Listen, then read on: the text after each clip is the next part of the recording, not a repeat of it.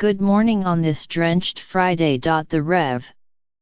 Dr. Martin Luther King Jr. was born and raised in Atlanta, but we have adopted him as our own in New York. Officially. Mayor Robert F. Wagner made him an honorary New Yorker in 1964, and the city began recognizing a day in his honor in 1970. 16 years before it would be observed as a national holiday. To celebrate what would have been King's 89th birthday on Monday, we took a tour of his New York.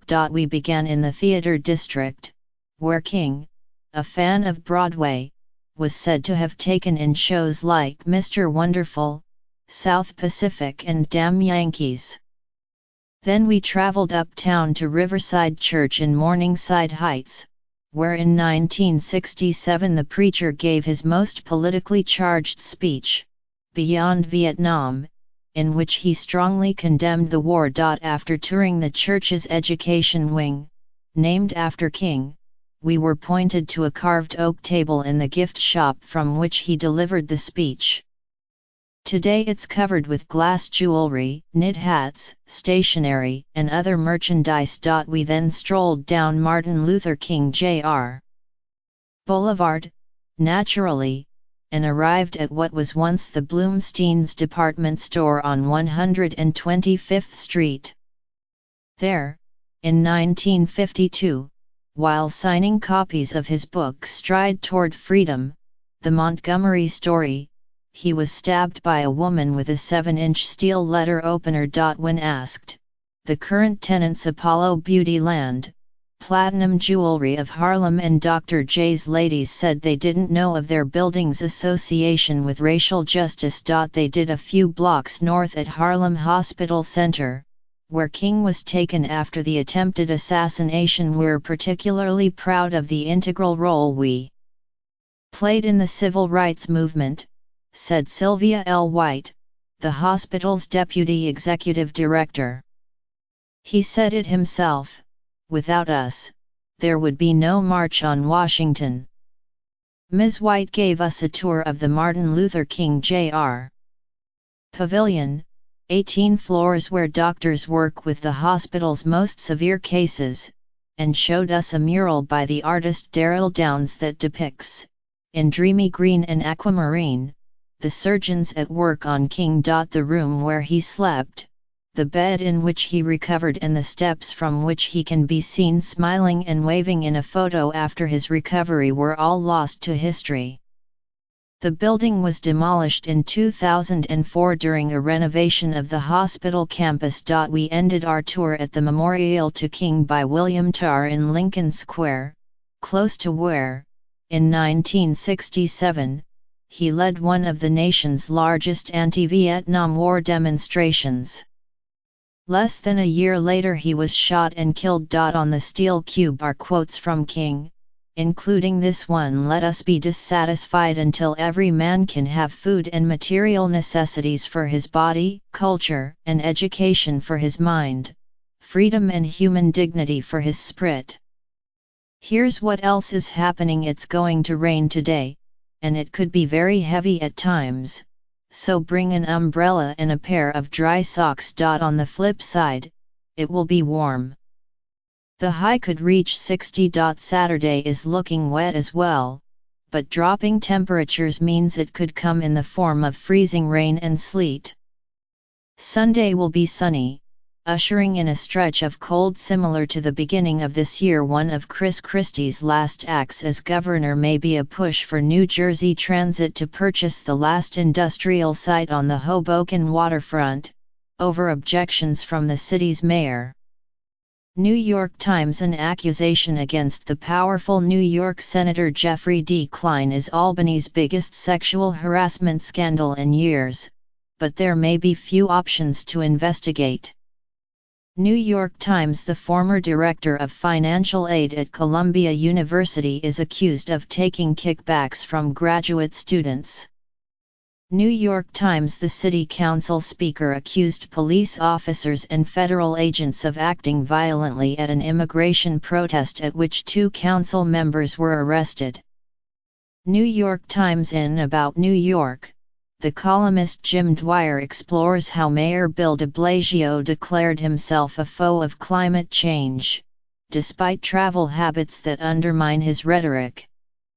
New York Times: New York's prison system is testing a policy that would require all packages for inmates to be ordered through a handful of state-approved vendors. New York Times: the president of the University of Rochester stepped down just hours before an outside investigation cleared him of charges that he covered up a sexual harassment scandal involving a prominent professor.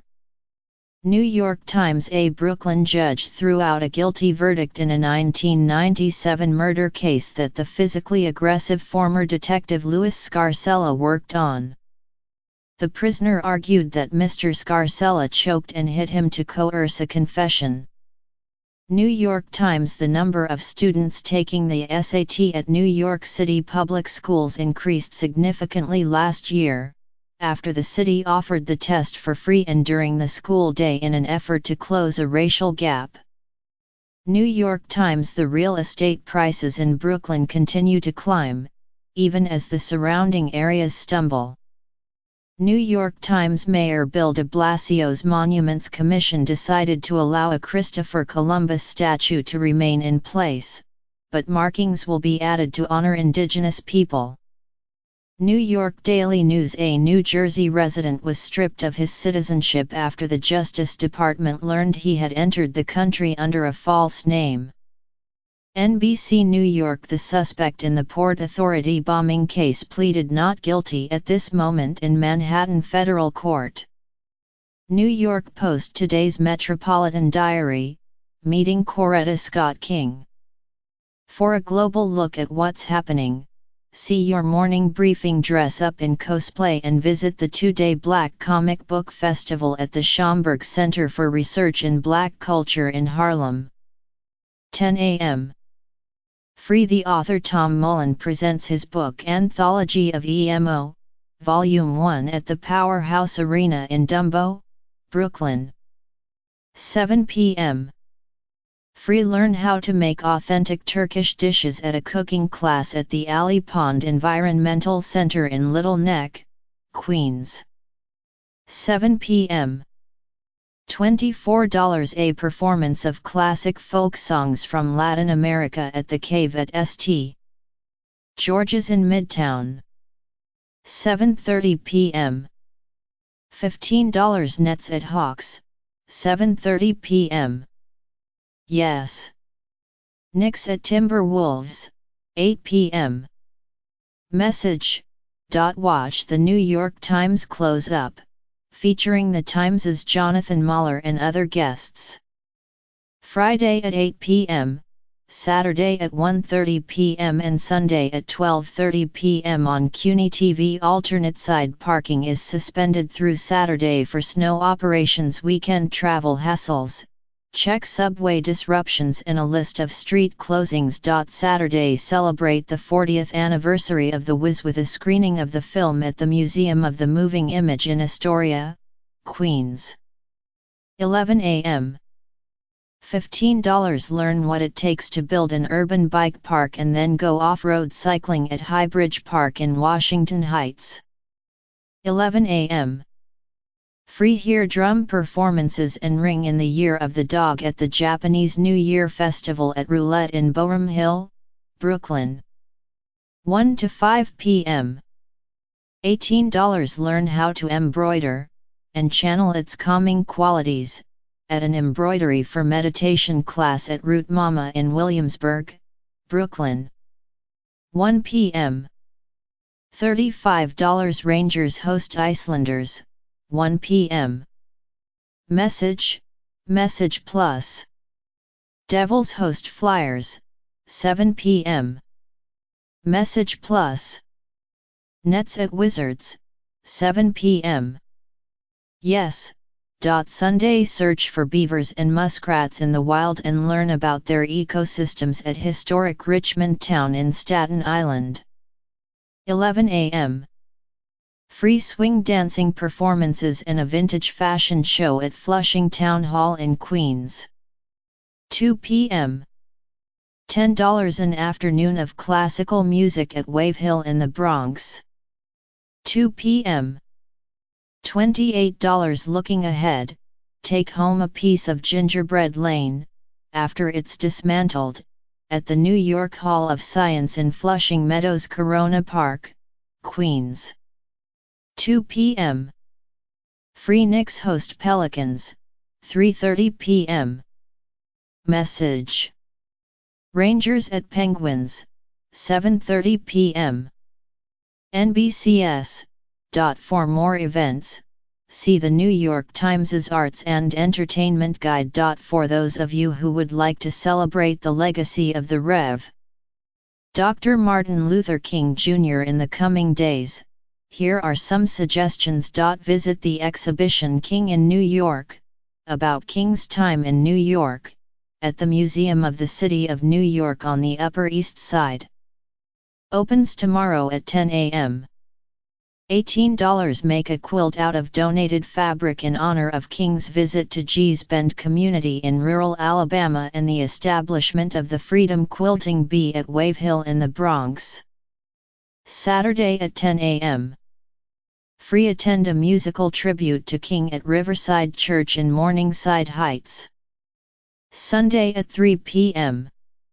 Free listen in on conversations with politicians, activists, and journalists from WNYC at the Dr. Martin Luther King Jr. Day celebration at the Apollo Theater in Harlem. Sunday at 3 p.m. Free hear musical performances and talks with activists and civic leaders at the city's largest tribute to King at BAM in downtown Brooklyn. Monday beginning at 10:30 a.m. Free join a gospel celebration in honor of King by the Harlem Gospel Choir at B.B. King Blues Club and Grill in Times Square. Monday at 12:30 p.m. $30. There will be no New York Today on Monday in observance of Martin Luther King's birthday. We'll be back on Tuesday. Have a great weekend. New York Today is a morning roundup that is published weekdays at 6 a.m. If you don't get it in your inbox already, you can sign up to receive it by email here. For updates throughout the day, like us on Facebook. What would you like to see here to start your day?